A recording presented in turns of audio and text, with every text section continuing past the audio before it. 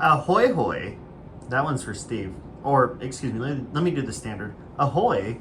Welcome back to another Diecast review, but this is not any Diecast review. This is the most anticipated Diecast review of the year normally. This is of the Indy 500 winner, which happens to be Marcus Ericsson this time, produced by Greenlight in 1/18 scale. So this is, of course, the figure edition, and I'm glad, once again, to have the figure edition. And this year, it's one of 500, and I'll actually get into that later in the video. But yeah, here we are, and it's January. I'm so used to getting these in like March or April, but no, we got it in January. Finally, we're back to this schedule where we get them on time. And my God, is it great to have this one relatively early on. So let's take a look at the box first, of course, because obviously special packaging for a special diecast. Also, shout out to Scale Trophies for this 1/18 scale Borg Warner trophy. Very beautiful, beautiful, beautiful trophy. I have to say, I mean, it is absolutely amazing in 1/18 scale, so you can pose it next to your Indy 500 champion of choice. This one is going to be resting alongside this car right here for the next year because it is the most recent champion. But we're going to go ahead and take a look at the box of this car, as we'll move this one out of the way. And let's take a look. So obviously it comes with a slip cover on it. One of 500 pieces. Very, very beautiful to see that 500 number back on the figure edition, because last year I was very underwhelmed, and I believe in that review, actually I know in that review I made my displeasure very, very vocal. Last year with the Helio winner we got 2021, and I was pissed off. I wasn't ticked off, I was pissed off. And the reason is, I don't think a ton of people should have these. I think only 500 should ever exist. It keeps the value of these up, even though it is a Greenlight product, and it just makes you feel special when you do have it. And I get that the Helio one was very special, but whatever. Anyway, so we have Marcus Ericsson right there, smiling in the day at, well, kind of smiling. This is probably like the saddest man to win the Indy 500 ever. Okay, I don't mean it in that way, but like saddest looking on the day after. Of course, he may also be hungover as a motherfucker, but who knows. Here we have the logo, which is very lackluster for Indy 500 logos. Here we go, a picture of him out there on the track. Not going to say it's him crossing the start-finish line. Well, he is crossing the start-finish line, but not taking the checkered flag. Actually, that kind of confirms it right there in the video board. But anyways, here you have Marcus Ericsson taking a nice big milk bath. I was about to say something else, but anyways. Number 8, 2022 Indy 500 champion Marcus Ericsson there. And then on the back, we have the day after photo of him next to the Borg Warner trophy, a bottle of milk. And this new way that they're taking the day after photos on the, or facing the other side of the car now. They used to do it where it's the left side facing out, or facing the camera, but this time it's right side. It's been that way for like 2 years now. And then if we take the slipcover off, we get the rest of the packaging here. You get Marcus Ericsson right there. There's his smile. And then number 8, 2022 Indy 500 champion. And running up the box and over is the scoring pylon from afterwards, showing you the results of the race. All the way down to 33rd with Rinus VK. And then here you can see him giving the Borg Warner trophy a nice big old smoosh. Of course, you got to be reminded that this race is presented by Gamebridge. And let's read the back text. As you can see here, he's not really smiling as much. Very confident looking. But anyways, Marcus Ericsson won the 106th Indy 500 presented by Gamebridge in a wild scramble after a late red flag Sunday at the Indianapolis Motor Speedway, earning his first career victory and the greatest spectacle in racing. Ericsson from I'm going to call it Kumla. I don't know how to say it. Sweden won under caution in the number 8 Husky Chocolate Chip Ganassi Racing Honda after Sage Karam, yeah, that's freaking right, Greenlight, name dropped the fuck out of Sage Karam there, crashed in turn number 2, or excuse me, the Bobby Unser way, the number 2 turn on the final lap. Before the race ending incident, Ericsson and Pato O'Ward were locked in a fantastic duel for the lead after the restart with 2 laps to go after the red flag. Snaking around the 2.5... They did the Swedish snake thing. They had to reference a snake. Snaking around the 2.5-mile oval in one of the most breathtaking finishes in the century-plus history of the race. I knew the Husky chocolate car was fast enough, but it was still hard, Ericsson said. I had to do everything there at the end to keep him behind, and I still can't believe it. Well, out of the 5 Chip Ganassi racing cars, you were the 3rd fastest out of those 5. Let's face it. I'm going to be honest here. Marcus Ericsson was plan C behind, Dixon and Pillow. But anyways, let's take a look at the figure next. And I don't know what to say about this figure. The decaling is great, but I think the modeling is just trash. I believe I said this during the Helio figure review last year, that these figures look like they're getting cheaper and cheaper.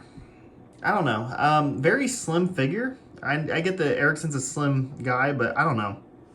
But it's also kind of a similar pose. Not exact, but similar to the Helio pose from last year. I don't know. But anyways, let's look at him here. On the torso, let me focus it first. On the torso, we got Honda and Carvana, NTT IndyCar Series, Husky Chocolate Chip Ganassi Racing, a new for 2022 thing where they put the driver's name and their nationality flag on the figure, and that is there with Marcus Ericsson, and then Husky Chocolate. On the leg, we got Husky Chocolate on either side, as well as Sparko here on the belt. Husky Chocolate there. Sparko boots with Marcus Ericsson's logo on it. On the gloves are very well detailed. I have to say, I know it's a little difficult to see, but it has Marcus Ericsson's logo and then Sparko. And on this side, it has the number 8 with Sparko.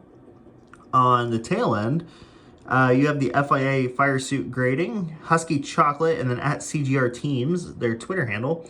And on the arms, we just have Honda and Speedway, and then Husky Chocolate on either side, and then Firestone and Sparko as well.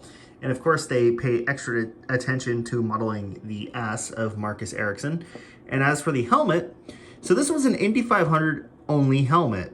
And you can see Husky Chocolate, Honda, Bell, Moto, Marcus, the number 8, and then Indy 500 on the rear. And then up top, you can see 3 crowns. So yeah, this was an Indy 500 only helmet for him, and it was a throwback helmet as well. So kind of cool that they actually modeled that. Knowing Greenlight, they probably would have put just a standard helmet design on there, but no, they did not. So we're going to stand the figure up back here, and we're going to dive into the diecast itself. Well, actually, I'm going to put this right back alongside.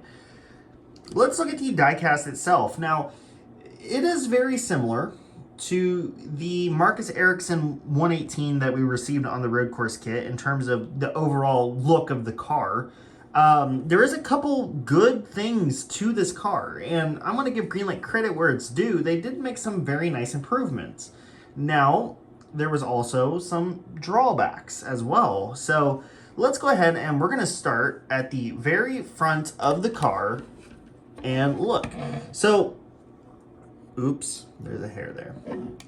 So on the front wing, of course, we got Husky Chocolate, which is still, for whatever ungodly reason, not available in the United States. Dallara going up the nose with Honda NTT IndyCar Series, Husky Chocolate, HPD, and the number 8. Now, if you go back to my Marcus Ericsson road course kit review from last year, you would have noticed that I complained about the red bleeding through, and it looks like they have resolved that issue, at least with the number 8. It is a perfect white. It's not like the number 8, and actually, for emphasis sake, I do have that car right here. And you can, I know it's a little difficult to see, but there is a major difference as the red is bleeding through, so they actually used the thicker decal to put on this car. And that is a fantastic thing, because for whatever reason, I don't know why, it's just, I don't know. And also, we've had people complaining about the color, and it's very consistent with the other one that we got, the other Marcus Ericsson car, Husky Chocolate Marcus Ericsson car that we have gotten in the past. It's consistent with that color, so I'm not going to complain too much. Is it a little Is it a little light red? Yes, it is. It's a little too light, but it's not the worst ever. My biggest thing was the bleeding through on the decals. So anyways, next up, we're going to go back and complain about the bleeding through of the decals. On the mountains here, on the side, on the nose, the bulkhead, I should say, yes, there is red bleeding through. And you can see the difference in the colors kind of right here, where it's kind of, they have that bleed through look, and then you get this pure white over here where the actual mountains are colored, or painted on, I should say. They're not decals, but they're actually painted on. And it is noticeable. And is it the end of the world? No, because honestly, I was more concerned about the number 8 on the engine cover being bleeding through than anything, or at least like the decals on the front like they did on the road course car. This one's not as bad. You have the mountains here and the mountains running back, and here you got Lincoln Welders and Sherwin-Williams. On the mirror, you got Husky Chocolate twice on top and on the side, and of course Firestone. Here on the side of the car, Husky Chocolate. And the one thing I've always not liked about the road course car was it was very blank on the flick and here from behind the Husky Chocolate. And I don't know, I think the position of the Husky Chocolate branding makes this car, at least the side of the car, look longer than it really is. It's a lot better with decals. Let me put it like that. So anyways, on the flick here, we got NTT Data, HPD, and then the NTT P1 Pole Award. On top, you have United Concordia Dental, and then also Ridgeline, which was a sponsor that, if I remember correctly, came on board during the month of May. Up here on top of the roll hoop, we have the number 8, and then Husky Chocolate Chip Ganassi Racing. Again, please, for the love of God, can we get Husky Chocolate in the United States? Anyways, Honda, NTT IndyCar Series, and PPG, of course, the maker of the Aeroscreen. And then we have the People Ready Force for Good Challenge decal, and then the Qualifications decal making its triumphant return. And then Speedway gas stations, your Fuel Buckeye here, and then, of course, powered by Honda. And you can see up top, very decent job on there not being bleed through on the mountains up top. I cannot commend them enough for actually kind of being careful. Now, of course, the mountains are painted on this one, are on the sides of the car, so that is a very nice little addition. Powered by Honda on the engine cover. Now we're going to get into good green light, bad green light. Everyone knows this is my favorite game. So we're going to start with bad green light, because I did compliment them a couple times before. The chromes need to be, oops, the rims need to be chrome. Is this a nitpick? No fucking way it is not. We have seen plenty of other cars released last year with chrome rims on the Penske cars with chrome suspension. This is the Indy 500 winner. Okay, the standard release right here, that's excusable. That is absolutely excusable why you wouldn't do that. I can forgive that, kind of. On this car here, however, not so much. It's the Indy 500 champion. It needs to have the chrome rims that the car actually had on when it raced and won the Indy 500. Green light. Stop it. Now, I'm going to give them a net good. Actually, I'm going to save this for after I go over the car in the overview phase. So anyways, we got the rear wing with Husky Chocolate on it, or the boomerang, I should say. And, of course, we got the carbon tipping here. We're going to go ahead and do another thing of bad green light. So the teams, to save that whole 1/4 of a gram of weight, have decided to start cutting the decaling, cutting off the wrapping right here to save that little bit of weight on the corner edges here, since they don't have to put their number back there anymore. It would have been nice if they would have done like a carbon fiber decal to this versus just black, because in truth, that's just exposed carbon on these cars. It would have been amazing if they kind of, did the right thing there and made it carbon decaling, but they didn't. Of course they didn't. And then looking underneath the car, so this car is number 187 out of 500 with, and you can see the diffuser there, which is once again accurate. 2017 Greenlight on the mold label. This side here is pretty much the same. So now we're going to go to good Greenlight. And with that, we got to go into the cockpit. And I know it's very, very, very difficult to see, but you have to take my word for it. They finally, for the love of God, finally changed the steering wheel. I didn't even have to harp on them that badly. I might have in the past. I can't remember. Hell, I can't even remember what I had for breakfast this morning. But they finally changed the steering wheel to have a more modern steering wheel with like an MFD and all the buttons. It's not round anymore. It's the, racing steering wheel type of steering wheel. But it's fantastic and it looks great, and you can kind of see some of the features. I don't have much of a better light to showcase it in, but it's there. And that's what matters, because we have had the same steering wheel on these IndyCar diecasts since 2004 when they picked up the license. They have not changed that, and they have not changed the rims since then. And for the love of God, they finally did it. They finally changed the steering wheel. Greenlight, congratulations. You have finally done something that I approve of besides just making the road course kit. Now, if you're wondering what the old steering wheel looked like, even though it's going to be difficult to see, it's going to be very difficult to see. It's just a round little thing but in there, as you cannot see.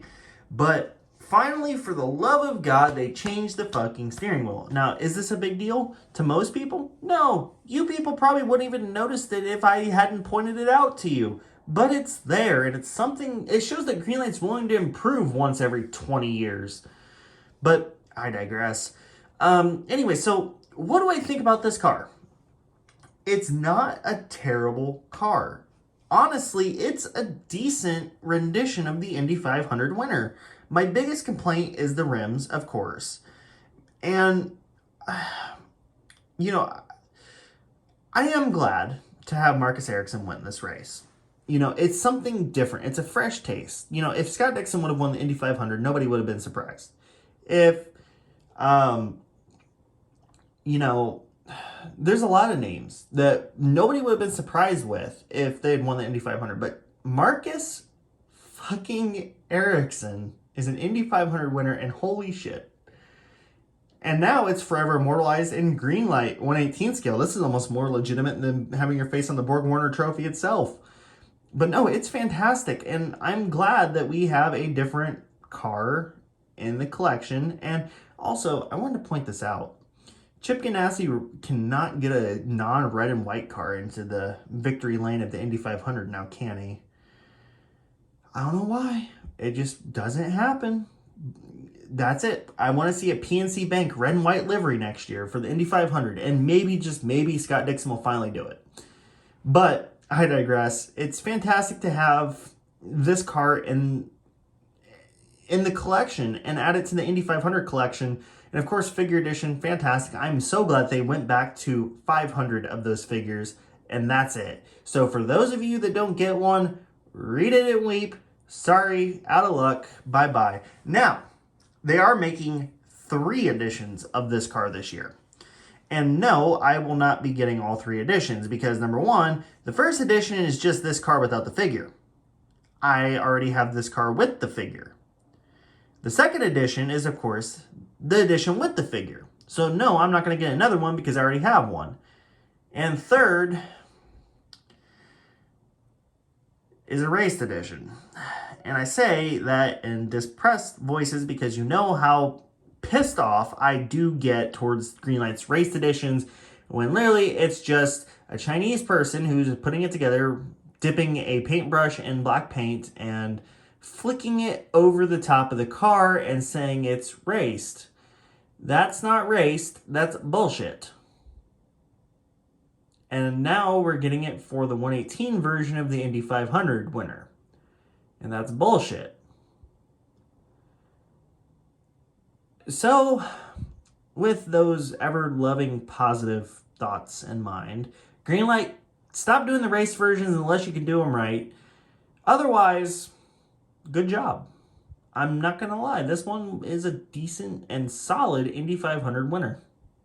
So with that said, thank you so much for watching, and I can't wait to do some more reviews. I'm going to be uploading a Colton Herta review that I did back in September that I never got around to uploading. So anyways, with that, guys, thank you so much for watching, and as always, thanks for... Well, I just said that.